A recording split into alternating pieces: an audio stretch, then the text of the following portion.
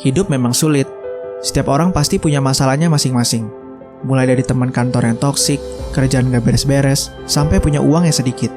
Tak jarang, kita pun merasa asing, melihat banyak masalah datang dengan sering. Kini, saatnya kamu berbaring dan pelajari kunci hidup tenang, yakni stoikisme. Ingin hidup bebas dari khawatir, takut, marah-marah, semua bisa tuntas dengan stoikisme.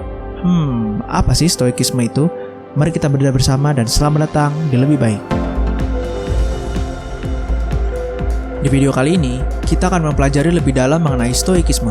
Stoa atau stoikisme adalah pemikiran filsafat yang kerap dikaitkan dengan Zeno, Seneca, Epictetus, dan yang paling terkenal Marcus Aurelius. Stoa berasal dari frasa Yunani, stoa poikile, yang berarti teras lukisan. Itu adalah tempat di mana Zeno, si pendiri aliran ini, berkumpul dan mengajar para muridnya. Secara sederhana, stoikisme bisa diartikan sebagai pandangan filosofis yang menyatakan bahwa hidup itu sulit, hidup itu keras, dan oleh sebab itu, kitalah yang mesti beradaptasi. Memang terdengar pesimistik, tapi stoikisme ini merupakan pelipur terbaik bagi mereka yang disakiti takdir kehidupan.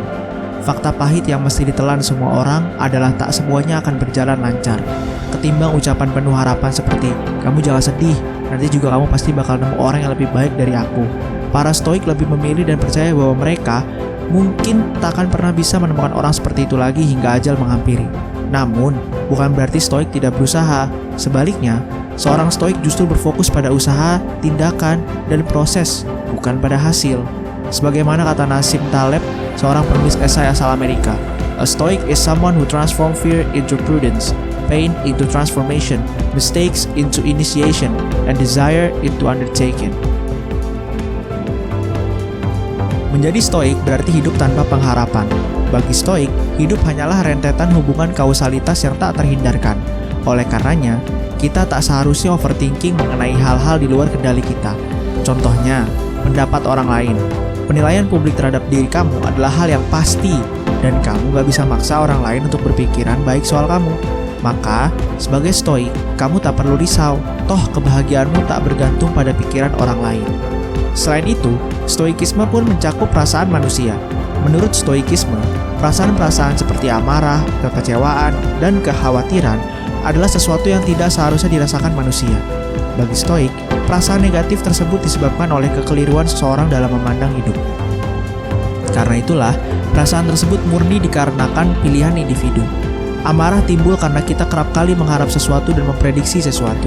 Saat hidup tak sesuai harapan, kita pun merasa marah, kecewa, dan tersakiti. Lantas, apa kuncinya? Berhentilah mengkonsumsi harapan. Jika kita tak punya ekspektasi apa-apa, sedari awal takkan ada kekecewaan. Di sisi lain, kaum stoik percaya bahwa kebahagiaan sejati dapat digapai dengan mengembangkan 4 nilai kebajikan, yaitu kebijaksanaan, kesederhanaan, keadilan, dan keberanian. Dengan kebijaksanaan, kamu dapat memproses keadaan secara logis dan tenang. Dengan kesederhanaan, kamu akan sadar bahwa sebenarnya hidup tidaklah sulit, namun gengsi dan hasrat materialistis yang membuatnya demikian. Dengan keadilan, kamu akan memperlakukan manusia secara setara. Dan yang terakhir, dengan keberanian, kamu dapat menghadapi semua tantangan hidup yang terus berdatangan, karena sejatinya semua badai pasti berlalu.